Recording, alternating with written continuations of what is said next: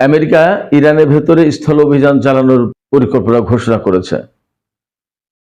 Iran বলেছে তারা মার্কিন সেনাদের জন্য অপেক্ষা করছে। আর ইরানের সর্বোচ্চ জাতীয় নিরাপত্তা পরিষদের প্রধান ডক্টর আলী লারিজানি তিনি বলেছেন জাহান্নামীদের কোনো জায়গা ইরানের ভূখণ্ডে হবে না। ইরানের পররাষ্ট্রমন্ত্রী সাইদ আব্বাস আরাকচি বলেছেন ইরানিরা মোটেই ভয় পায় না, বরং তারা মার্কিন সেনাদের জন্য অপেক্ষা করছে। এপাশে মধ্যপ্রাচ্যের যে জটিল রাজনৈতিক সমীকরণ সৃষ্টি হয়েছে তাতে আমেরিকা দারুণভাবে ব্যাকফুটে চলে গেছে।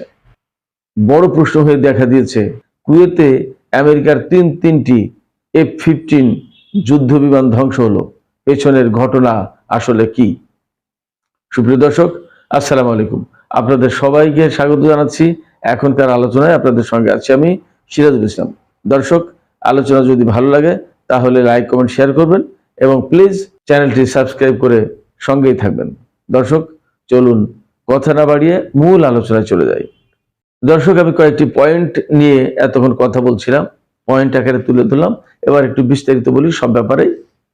প্রথম কথা হচ্ছে আমেরিকা ইরানের ভেতরে স্থল অভিযান চালানোর পরিকল্পনা নিয়েছে। আপনারা সবাই হয়তো জানেন যে কোনো যুদ্ধে জয় পরাজয় নির্ধারিত হয় সেই দেশ দখলে নিতে পারলো কিনা, কন্ট্রোলে নিতে পারলো কিনা তার উপরে। এখন পর্যন্ত আমেরিকা এবং ইসরায়েল ইরানের উপরে ব্যাপকভাবে হামলা চালিয়েছে, বোমা হামলা চালিয়েছে, বিমান থেকে ক্ষেপণাস্ত্র ছুড়েছে, যুদ্ধজাহাজ, সাবমেরিন, এই সমস্ত জায়গা থেকে ব্যাপকভাবে ক্ষেপণাস্ত্র ছুড়েছে এবং ইরানের দারুণ ক্ষয়ক্ষতি হয়েছে। এটা আমরা কম বেশি সবাই বুঝতে পারছি। ইরানে এ পর্যন্ত 1230 জন কমপক্ষে নিহত হয়েছে, 6000 আহত হয়েছেন। নিহতদের মধ্যে 180 জন শিশু, অর্থাৎ 180টি শিশু রয়েছে। যে 1230 জন নিহত হয়েছে মোট, তার ভিতরে 180টি শিশু। অতএব বোঝাই যাচ্ছে যে বেসামরিক লোকজনের ক্ষয়ক্ষতি বেশি হয়েছে আমেরিকা এবং ইসরায়েলের হামলায়। সর্বশেষ গতকালকেও আমেরিকার হামলায় 2টি স্কুল ধ্বংস হয়েছে এবং এটা নিয়ে আমেরিকায় তোলপাড় সৃষ্টি হয়েছে। মার্কিন বাহিনী এটা নিয়ে তদন্ত করছে। তারা তদন্ত করে দেখছে যে সত্যিকার অর্থেই আমেরিকার হামলায় এই 2টি স্কুল ধ্বংস হয়েছে কিনা। তদন্ত করার পরে রিপোর্ট দেবে। তবে তদন্ত যাই করুক আর রিপোর্টে যাই আসুক, যে প্রাণ ঝরে গেল তা ফিরে পাওয়া যাবে না, এটাই বড় বাস্তবতা। যাই হোক, সুপ্রিয় দর্শক, আলোচনা করছিলাম আমেরিকা ইরান ইসরায়েল যুদ্ধের পরিস্থিতি নিয়ে। তো আমেরিকা ঘোষণা দিয়েছে যে তারা স্থল অভিযান চালানোর জন্য সেনা পাঠাবে। এই ব্যাপারে মার্কিন টেলিভিশন NBC ইরানের পররাষ্ট্রমন্ত্রী সাইদ আব্বাস আরাকচিকে কানেক্ট করেছিলেন। সেখানে 18 মিনিটের একটা অনুষ্ঠানে সাক্ষাৎকার দিয়েছেন সাইদ আব্বাস আরাকচি। তাকে ওই টেলিভিশনের অনুষ্ঠানের হোস্ট তিনি জিজ্ঞেস করছিলেন যে আমেরিকা ইরানের ভেতরে স্থল অভিযান চালাবে, আপনারা কি ভয় পাচ্ছেন? তো ইরানের পররাষ্ট্রমন্ত্রী তখন অনেকটা মুচকি হেসে বলেছেন, না, আমরা ভয় পাচ্ছি না, আমরা তাদের জন্য অপেক্ষা করছি। তখন হোস্ট তিনি অবাক হয়ে জিজ্ঞেস করছেন, আপনারা ভয় পাচ্ছেন না, আপনারা অপেক্ষা করছেন মার্কিন সেনাদের জন্য, কি বলেন এটা? তখন তিনি বলেছেন যে আমরা অপেক্ষা করছি সেই দিনের জন্য যখন আমেরিকান সেনারা এখানে উপস্থিত হবে, আসবে ভেতরে, এবং আমরা তাদের বিরুদ্ধে যথাযথ ব্যবস্থা নিতে পারবো। তার মানে হচ্ছে এই কয়েকদিন যে যুদ্ধ হয়েছে আমেরিকা, ইসরায়েল এবং ইরানের ভেতরে, তা সবকিছু আকাশ পথের যুদ্ধ। বেসিক্যালি ইরান ড্রোন এবং ক্ষেপণাস্ত্র দিয়ে যুদ্ধ করেছে, আর ইসরায়েল এবং আমেরিকা বিমান, যুদ্ধজাহাজ, ড্রোন, ক্ষেপণাস্ত্র সবকিছু দিয়েই যুদ্ধ করেছে। স্বাভাবিকভাবেই এক ইসরায়েলের বিরুদ্ধে লড়াই করতে গেলে তো পুরো আরব বিশ্ব থরকম্প অবস্থা তৈরি হয়েছে। সেখানে আমেরিকা হচ্ছে বিশ্বের 1 নম্বর সুপার পাওয়ার, আর তার সাথে ইসরায়েল, 2 শক্তির বিরুদ্ধে ইরান লড়াই করছে। এটা তো বিরাট ব্যাপার। এখন ইরান টিকে আছে এবং যথাযথভাবে তারা জবাব দিয়ে যাচ্ছে আর অপেক্ষা করছে। অ্যাকচুয়ালি তাদের মনোভাব থেকে যা বোঝা যাচ্ছে, তারা অপেক্ষা করছে আমেরিকার স্থল সেনাদের, যারা ভেতরে অভিযান চালাবে এবং সম্মুখ সমরে আসল লড়াইটা হবে। এবং ইরান বলছে যে এই লড়াইয়ে প্রচুর পরিমাণে মার্কিন সেনা মারা যাবে এবং কফিনের পর কফিন আমেরিকায় যাবে, এতে কোনো সন্দেহ নেই। একই রকমের মনোভাব ব্যক্ত করেছেন ইরানের জাতীয় সর্বোচ্চ নিরাপত্তা পরিষদের প্রধান ডক্টর আলী লারিজানি। তিনি বলেছেন যে আমেরিকান সেনারা যখন আসবে এই দেশের ভেতরে অর্থাৎ ইরানের ভেতরে, তখন তিনি এইভাবে বলেছেন যে এই নরকি জাহান্নামী, এই জাহান্নামীদের কোনো জায়গা ইরানের ভূখণ্ডে হবে না, এদেরকে সব কফিনে ভরে পাঠানো হবে। ইরান স্থল যুদ্ধের ব্যাপারে ভীষণভাবে শক্ত অবস্থান আছে। এর ভিতরে আরেকটা কথা খবর এসেছে, দেখলাম যে কিছু মার্কিন সেনা ডেল্টা ফোর্সের সদস্য তারা ইরানের ভেতরে ঢুকেছিল হেলিকপ্টার গানশিপ নিয়ে, কিন্তু সেখানে ইরানের সেনারা আমেরিকার বেশ কিছু সেনাকে আটক করেছে এবং তারা এখন ইরানের হাতে আটক আছে। এটা নিশ্চিত নই, সামাজিক মাধ্যম বিশেষ করে এক্সে খবর দেখলাম, বাট এখনো শিওর না। তবে যুদ্ধের মধ্যে অনেক কিছু হচ্ছে এবং একটা কথা মনে রাখুন, আমেরিকা ইসরায়েল যেহেতু এক পক্ষে, অতএব বিশ্বের যে সমস্ত গণমাধ্যম বিশেষ করে আন্তর্জাতিক গণমাধ্যম তার বেশিরভাগই তো পশ্চিমা প্রভাবিত। অতএব ইরানের জয়ের খবর বা তাদের শক্ত হামলার যে সমস্ত খোঁজ খবর এগুলো তারা খুব একটা দেবে না, বরং এখানে সবসময় ইসরায়েল এবং আমেরিকাকে আপার হ্যান্ডে রাখার চেষ্টা করবে। এটা মোটামুটি ভাবে পশ্চিমা গণমাধ্যমের ধরন থেকে আমরা বলতে পারি, বুঝতে পারি এই ধরনেরই হয়ে থাকে সাধারণত। তো যাই হোক, ডেল্টা ফোর্সের সদস্য আটক হয়েছে বলে খবর পাওয়া গেছে, এখনো নিশ্চিত নই, তবে এমন হওয়ার সম্ভাবনা আছে। কেন ডেল্টা ফোর্সের সদস্যরা সেখানে গিয়েছিল? শুনেছি যে গতকাল সকালে আমেরিকার একটি F-15 যুদ্ধ বিমান ধ্বংস হয়েছে ইরানিদের ক্ষেপণাস্ত্রের আঘাতে, এবং এটা হয়েছে ইরান সীমান্তের কাছাকাছি। সেই বিমানের গুরুত্বপূর্ণ যন্ত্রাংশ, ডকুমেন্ট, এইগুলো উদ্ধার করার জন্য এই ডেল্টা ফোর্সের সেনারা অভিযান চালিয়েছিল, কিন্তু ইরানের ভেতরে প্রবেশ করার সাথে সাথেই তাদের সাথে যুদ্ধ হয়েছে ও কয়েকজন হতাহত হয়েছে বলে মনে হয়, এবং বেশ কয়েকজন আটক হয়েছে। এইটা সবচেয়ে গুরুত্বপূর্ণ ব্যাপার। যদি আটক হয়ে থাকে তাহলে মার্কিন সেনারা এখন ইরানের হাতে আটক, এখন ইরান কিন্তু একটা আপার হ্যান্ডে চলে গেল। এটা নিয়ে অনেক দিন দরবার অনেক আলাপ আলোচনা করতে বাধ্য হবে। ডোনাল্ড ট্রাম্প কিন্তু ইরান যুদ্ধ নিয়ে ভীষণ চাপে রয়েছে, যেমন চাপে রয়েছেন মার্কিন কংগ্রেসে, তেমনি জনগণের ভেতরে। আমেরিকার অনেক মানুষ জানেই না যে কেন এই যুদ্ধ করছে, কি ব্যাপার, এবং তাদের সেনারা মারা যাচ্ছে কেন, তাদের এত ট্যাক্সের টাকা খরচ হচ্ছে কেন।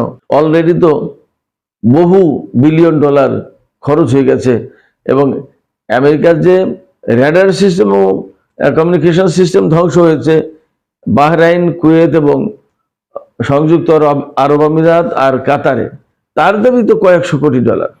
যাই হোক, তো এই সমস্ত ব্যাপারে মার্কিন প্রেসিডেন্ট ডোনাল্ড ট্রাম্প ব্যাপক চাপে রয়েছেন। তারপরেও যেহেতু কংগ্রেসে তার বিরুদ্ধে প্রস্তাবটা পাশ হতে পারেনি, খুব অল্প ভোটের ব্যবধানে প্রস্তাবটা হেরে গেছে, ডোনাল্ড ট্রাম্প যুদ্ধ চালিয়ে যেতে পারবেন। এই ব্যাপারে তার পক্ষে ভোট পড়েছে 53টি, সিনেটে যুদ্ধ পরিচালনা করতে পারবেন না এই প্রস্তাবের পক্ষে পড়েছে ভোট 47টি। তার মানে 6 ভোটের ব্যবধানে ট্রাম্প মাত্র জিতেছেন।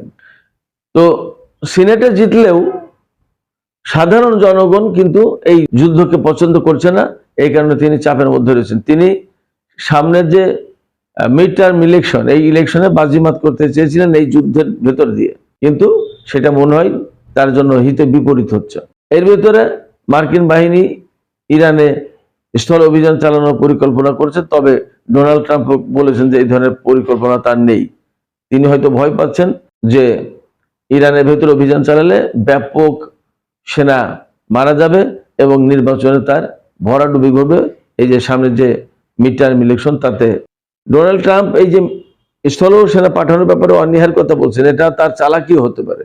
দেখা গেল যে তিনি বলছেন মুখে এটা, কিন্তু ভেতরে হঠাৎ করে ইরানের ভেতরে স্থল অভিযান শুরু করতে পারে। জানি না কি হবে, তবে তিনি যাই করুন না কেন ইরানিরা ভীষণভাবে প্রস্তুত। স্থল অভিযানেই মূল যুদ্ধটা হবে, এটা পরিষ্কার। এদিকে ডোনাল্ড ট্রাম্প আর একটা মজার কথা বলেছেন, তিনি তার প্রত্যাশার কথা বলেছেন, আমি একটু অবাক হয়েছি।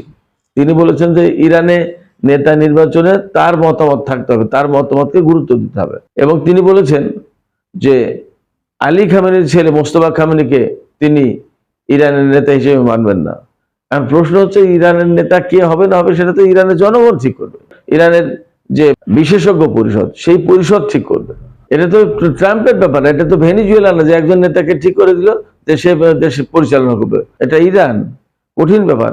মনে হয় ডোনাল্ড ট্রাম্পের এই মতামত কাজে লাগবে না, তিনি যে বলছেন যে তিনি নেতা নির্বাচন করে দেবেন ইরানে, কে ইরান পরিচালনা করবে, ব্যাপারটা মনে হয় সেই দিকে যাচ্ছে না, এত সহজ না। এই যে যুদ্ধের যে পরিস্থিতি, এই যুদ্ধের পরিস্থিতিতে তারা ইরানের সরকার পরিবর্তন করে দিতে চেয়েছিল। হ্যাঁ, তারা সর্বোচ্চ নেতাকে হত্যা করেছে বা আরো বেশ কিছু কর্মকর্তাকে হত্যা করেছে, কিন্তু সরকার পরিবর্তনের মতো কোনো অবস্থা তৈরি করতে পারেনি, একথা পরিষ্কার। বরং ইরান ব্যাপকভাবে প্রতিরোধ গড়ে তুলেছে এবং আমরা সবাই দেখতেই পাচ্ছি এটা কোনো গল্প না। যদি ব্যাপারটা এমন না হতো তাহলে ঘটনা অন্যরকম হতো। ইরান মধ্যপ্রাচ্যের সমস্ত আরব দেশগুলোতে মার্কিন ঘাঁটি যে গুড়িয়ে দিয়েছে, এতে কোনো সন্দেহ নেই। যার কারণে মার্কিন সেনারা অনেকে পালিয়ে বিভিন্ন রকমের বেসামরিক হোটেলে বিভিন্ন জায়গায় আশ্রয় নিয়েছে। সেই সমস্ত জায়গার কথা ইরানের গোয়েন্দারা পরিষ্কার করে ইরানের বাহিনীর কাছে পাঠিয়েছে এবং সেই সমস্ত জায়গায়, অর্থাৎ কথার কথা বাহরাইনের কোনো হোটেলে যদি আমেরিকার সেনারা আশ্রয় নিয়ে থাকে, বা কুয়েতে বা কাতারে বা সংযুক্ত আরব আমিরাতের কোথাও বা বিমানবন্দরে বা বিশেষ কোনো বাড়িতে, ওই সমস্ত জায়গায় হামলা চালাচ্ছে। এবং ইরান যে সমস্ত হামলা চালাচ্ছে, আরব এই দেশগুলো কিন্তু এখনো ইরানের বিরুদ্ধে কেউ কোনো যুদ্ধে জড়ায়নি। এর কারণ হচ্ছে যে তারা জানে যে মার্কিন বাহিনী এই ঘটনা ঘটাচ্ছে। প্রথমত মার্কিন বাহিনীর ঘাঁটিতে হামলা চালিয়েছে, ঘাঁটি থেকে যখন মার্কিন সেনারা পালিয়ে যেতে বাধ্য হয়েছে, তখন তারা বিভিন্ন হোটেলে, বিভিন্ন রেস্টুরেন্টে, বিভিন্ন ঘর বাড়িতে, বিভিন্ন স্থাপনায় আশ্রয় নিচ্ছে। সেটা মার্কিন স্থাপনা হতে পারে বা আরবদের স্থাপনা হতে পারে। সেই সব জায়গায় ইরান হামলা চালাচ্ছে। আরবরা তো জানে যে এই সব জায়গায় মার্কিন সেনারা আশ্রয় নিচ্ছে, ফলে তারা কেউ কিছুই বলছে না ইরানের বিরুদ্ধে। এই যে জটিল রাজনীতি, যুদ্ধের প্রেক্ষাপটে যে জটিল রাজনীতি তৈরি হয়েছে, এই রাজনীতিতে আমেরিকা হেরে যাচ্ছে। তার মানে একদম পরিষ্কার, যেখানে আরব দেশগুলো আমেরিকার একেবারে জানি দোস্ত, কঠিন মিত্র, সেই মিত্ররা কিন্তু আমেরিকার পক্ষে একটা কথাও বলেনি এখনো। বরং যেখানে ইরানের বিরুদ্ধে যুদ্ধে জড়িয়ে যেতে পারতো, সেখানে ইরানের বিরুদ্ধে যুদ্ধে জড়ায়নি, কোনো কথাও বলছে না, একেবারেই চুপ। তারা বুঝতেই পারছে যে এই যুদ্ধে এবং এই রাজনীতিতে ডোনাল্ড ট্রাম্প, আমেরিকা, ইসরায়েলিরা হেরে যাবে এবং অযৌক্তিক পজিশনে আছে। এবং যুদ্ধের পর যে সিচুয়েশনটা তৈরি হবে, যা বুঝতে পারছি আমি, আমার কাছে মনে হচ্ছে এই যুদ্ধের পর ইরান মধ্যপ্রাচ্য অঞ্চলে ভীষণভাবে প্রভাবশালী একটি দেশ হয়ে যাবে। এবং আপনারা শিওর থাকুন যে তাদের পক্ষে, তাদের পেছনে রাশিয়া এবং চীন আছেন। ফলে এই ভূ রাজনীতিটা আসলে পাল্টাতে চায় আরবরাও, আমি বুঝতে পারি। যার কারণে তারা চুপ রয়েছে, কেউ কোনো কথা বলছে না। তো সর্বশেষ আমি একটা বিষয় নিয়ে আলোচনা করে আমি এখনকার ভিডিও শেষ করব। সেটি হচ্ছে যে আমরা সবাই জেনেছি যে কুয়েতে একদিন 3টা F-15 যুদ্ধ বিমান ধ্বংস হয়েছে। আমেরিকা বলেছে যে কুয়েতের সেনাদের ফ্রেন্ডলি ফায়ারে এই 3টা যুদ্ধ বিমান ধ্বংস হয়েছে। ইরান বলেছে যে তাদের ক্ষেপণাস্ত্রের আঘাতে এই যুদ্ধ বিমানগুলো ভূপাতিত হয়েছে। ধরে নিলাম ইরানের দাবি মিথ্যা বা ভুল, ধরে নিলাম। কিন্তু এটা তো সত্য যে কুয়েতের 3টা আমেরিকার যুদ্ধ বিমান ধ্বংস হয়েছে। প্রশ্ন হচ্ছে যে কুয়েতের সেনারা নিজেদের ডিফেন্ড করার মতো যদি অবস্থা রাখে, তাহলে আমেরিকার সেনা সেখানে মোতায়েন কেন, তাই না?